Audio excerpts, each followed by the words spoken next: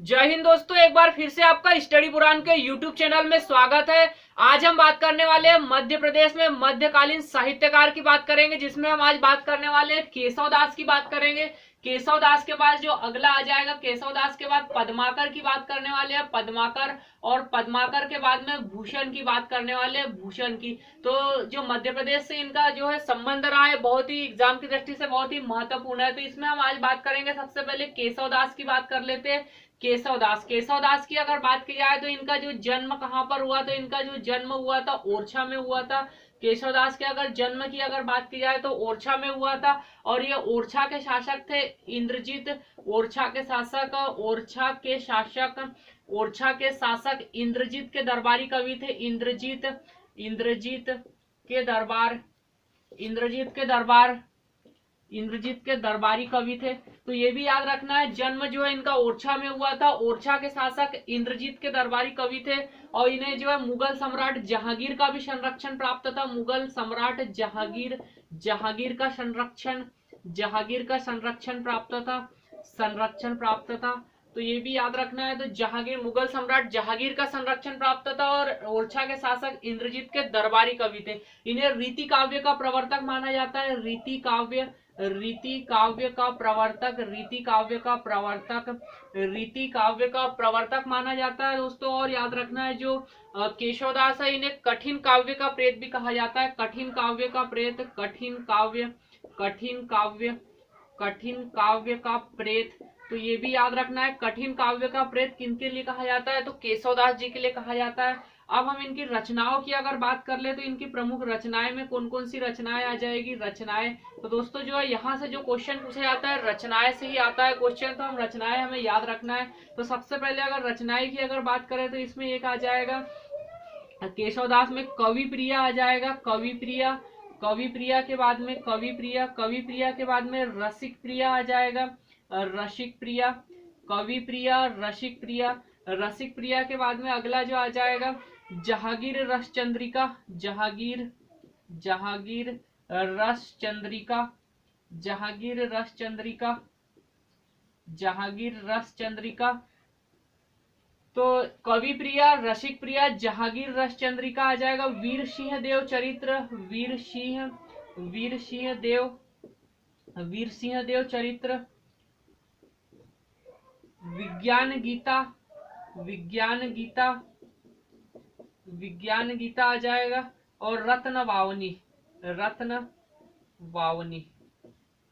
तो विज्ञान गीता, रत्न वावनी। तो इस प्रकार से दोस्तों जो है केशवदास की प्रमुख रचनाओं में हमें याद रखना है कवि प्रिया, रसिक प्रिया, जहांगीर रस चंद्रिका, वीर सिंह देव चरित्र, विज्ञान गीता और रत्न वावनी।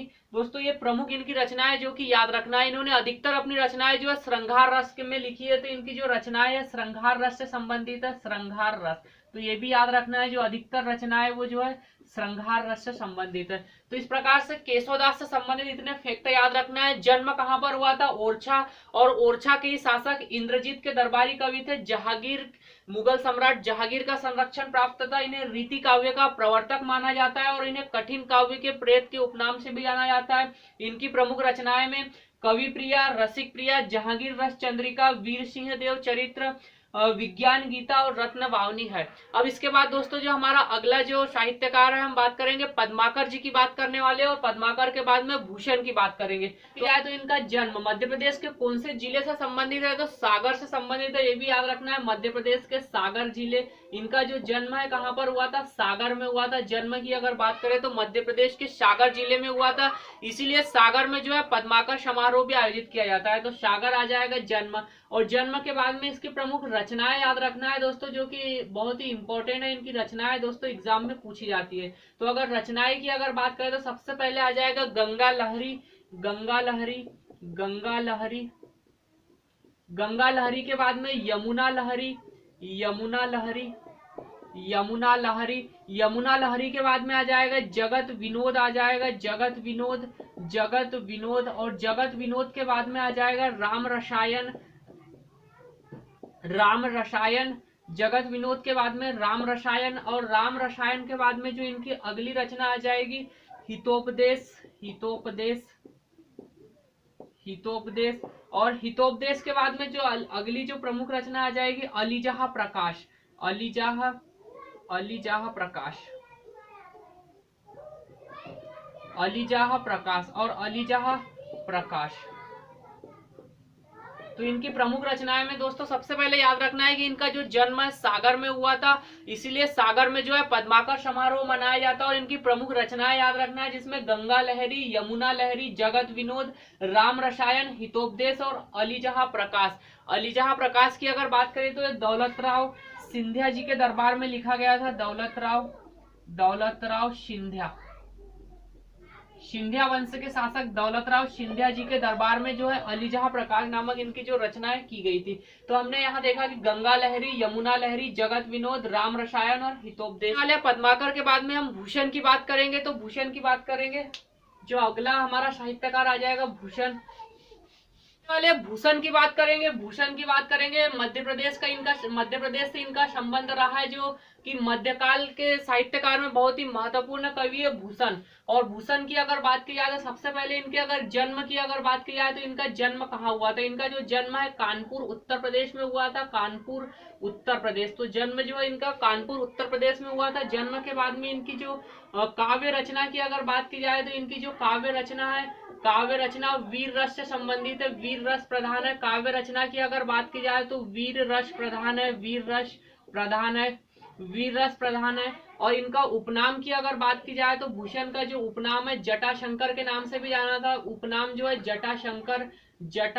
इनका उपनाम की अगर बात की जाए तो जटाशंकर। और इनका जो मूल नाम है घनश्याम दास था। मूल नाम की अगर बात की जाए तो इनका जो मूल नाम है घनश्याम दास। तो यहाँ पे याद रखना है इनका जो उपनाम है जटाशंकर और मूल नाम की अगर बात की जाए तो घनश्याम दास है। अब इनके काव्य रचना जो है इनकी वीर रस प्रधान थी। अगर इनकी बात की जाए तो ये जो है बुंदेला वंश के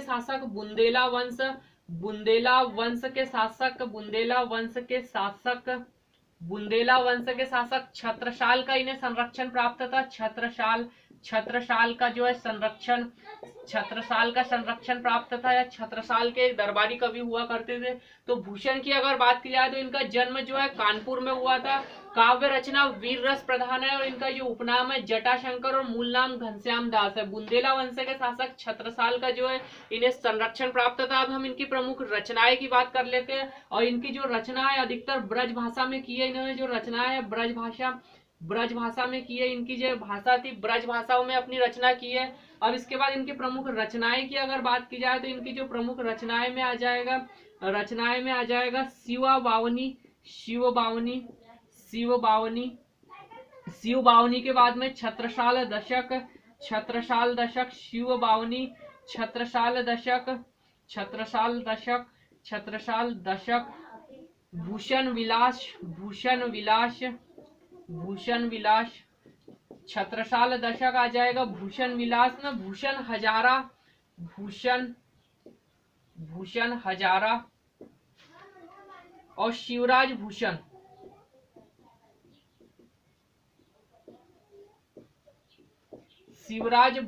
तो इनकी प्रमुख रचनाएं की अगर बात करें तो शिव बावनी, छत्रसाल दशक, भूषण विलास, भूषण हजारा और शिवराज भूषण है, जो कि महत्वपूर्ण रचना है दोस्तों। इस प्रकार से हमने मध्य प्रदेश के मध्य साहित्यकार में केशवदास, पद्माकर और भूषण की बात की, जो एग्जाम की दृष्टि से बहुत ही महत्वपूर्ण है।